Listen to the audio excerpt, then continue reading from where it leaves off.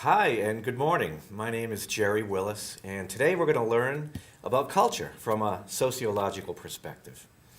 Culture is defined basically as a learned and shared set of behaviors, values, attitudes, beliefs that a group of people share.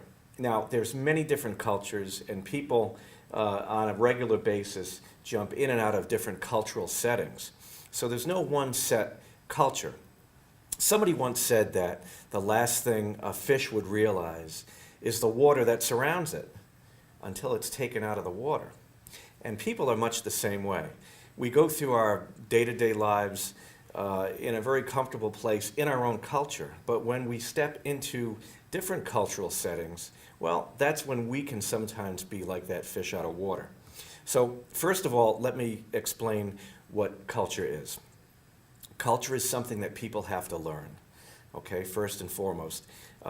Through the process of socialization, we learn our culture, okay? Culture is also transmitted from one generation to the next, so we pass on the cultural characteristics and the traits that we learn. Culture is shared among people, and most importantly, maybe, it's adaptive. It changes over time, and that's important to realize. There are two main components of culture that'll help you understand it a little bit better.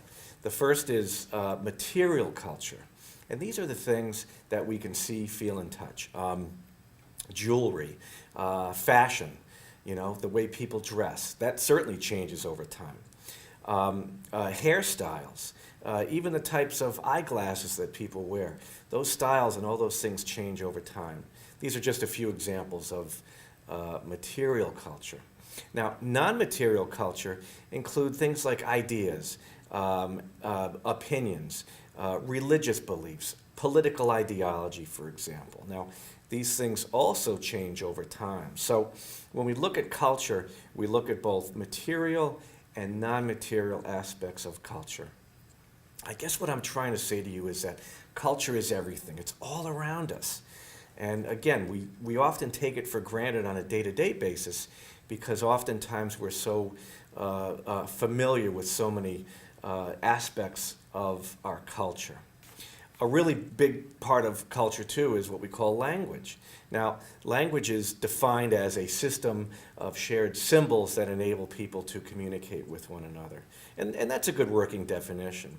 But language also, has different components. There's a verbal component of language and a nonverbal component. And most people agree that the nonverbal components of language are probably in many ways more important than the verbal. And in other words, the way you say something is oftentimes more important than what you're actually saying itself. But the two really do go together, combined to create language. Now, in culture, we have something called norms. And norms are defined as the rules of behavior. And these also change over time. Essentially, norms sort of guide us and tell us how, within a certain cultural context, we're supposed to act and behave. Norms tell us what we should or shouldn't do. And most of these norms are unwritten, and certainly they change over time. We know this, for example. Let's look at smoking. Back in the 1940s, 1950s, it was really common to see people smoking everywhere. Particularly in the movies, it was almost seen as very glamorous. People could smoke in restaurants. I even remember when you could smoke cigarettes on an airplane, if you can believe that. And as we've seen now, that's a cultural norm that really has changed over time. Since we learned, how dangerous cigarette smoking can be, a lot of other rules have been enacted that have changed the norm and the perception of how people view smoking. Now, if someone lit up a cigarette in a restaurant or, God forbid, on an airplane, there'd be a lot of consequences for that individual. And those consequences, by the way, are known as what we call sanctions. Sanctions are the rewards and punishments that society enacts for behavior to really get the members of society to behave in a certain way. And, they can vary in strength. Some sanctions aren't very strictly enforced. talking on your cell phone on a subway or in an elevator. People don't like that much. We see that as annoying. But no one's going to get arrested or fined for doing that. You might get a couple of askance glances from the people around you, letting you know that that kind of behavior isn't appropriate. But that's considered sort of a low-level sanction for inappropriate behavior in society. But, in our society, we have a whole spectrum of sanctions for getting people to behave the way society wants them to behave. Another really interesting aspect of culture is a word that we hear a lot today, and that's multiculturalism. Multiculturalism really is a value that in a society like the U.S., which is very diverse and becoming increasingly diverse, by the way, we want people to coexist in different cultures. In the old days, we had a term called melting pot. And melting pot means, sort of all cultures becoming one sort of common culture. But now we look at the approach more as a salad bowl. Within that bowl, we have many different vegetables which coexist perfectly and remain their own identity within that salad. And that's kind of the way we look at society now. We want our society, we kind of embrace, college campuses especially, are bastions for embracing multiculturalism. That's really important to us. One thing that'll help us understand culture a lot better is to understand sociological theory.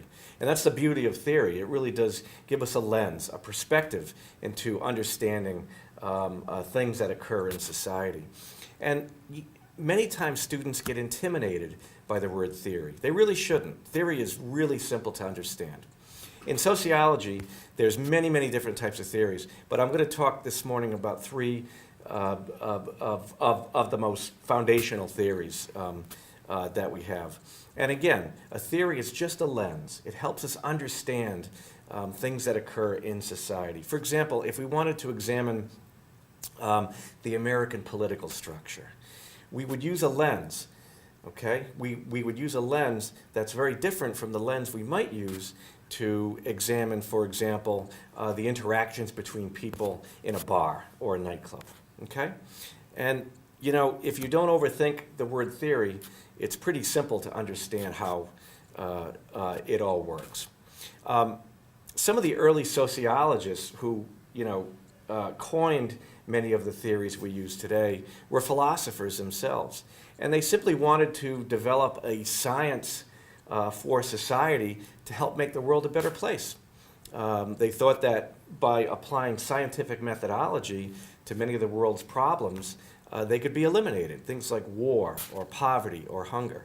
So it's pretty idealistic. And they used early theory to help guide them in developing and formulating some of their foundational thinking. So the first theory I'll talk about is structural functionalism, or the functionalist perspective. And here's how simple it is. Functionalism looks at how elements of society have a function and a dysfunction. If we were to look at, say, a teacher strike, we would consider how could a teacher strike be functional for society? Well, it may shed light on the fact that teachers don't have the resources they need, or they're not getting the resources they need from society. A dysfunction could be, well, when there's a teacher strike, you've got a lot of kids who are stuck at home, and now mom or dad have to take time off of work to care for the child or to find a caregiver and pay for that, and it can cause a lot of problems.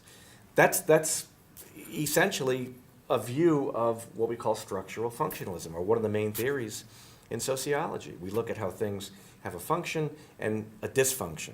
And if we look closely enough, we can always examine things having both a function and a dysfunction. Another big theory that we look at in sociology is called the conflict theory. And this was influenced significantly by Karl Marx, who, by the way, had nothing to do with communism. Marx was actually dead long before communism was born, but he's often affiliated with communism.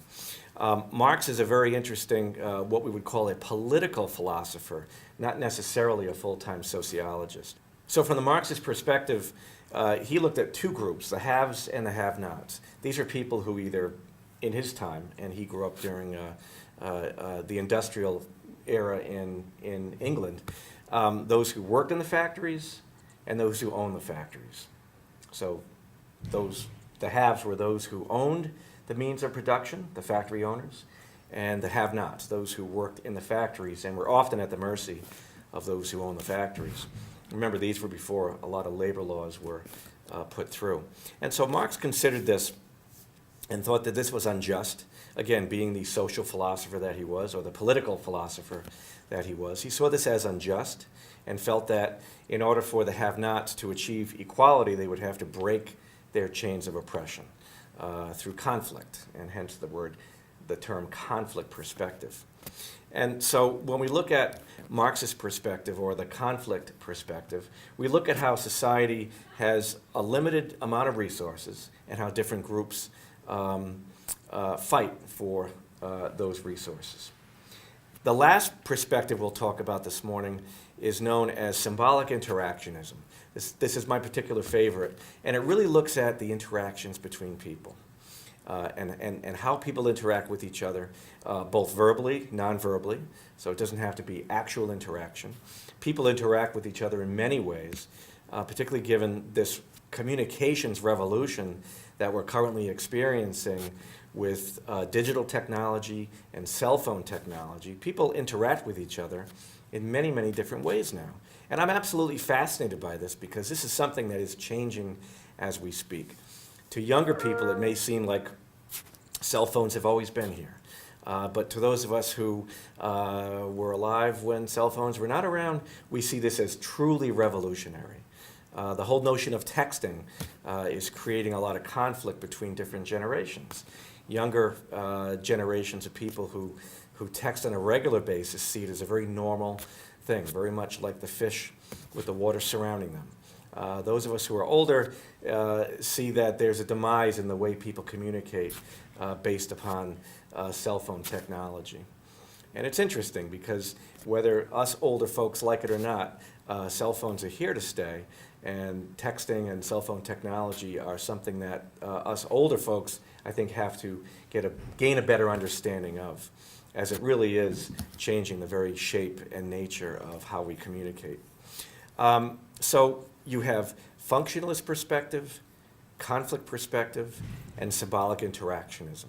And again, they're just three different lenses, three different ways of looking at things, and helping us to gain a better understanding of them. So theory is nothing to be afraid of. Just don't overthink it, and use it to help you gain a better understanding of things from that sociological perspective.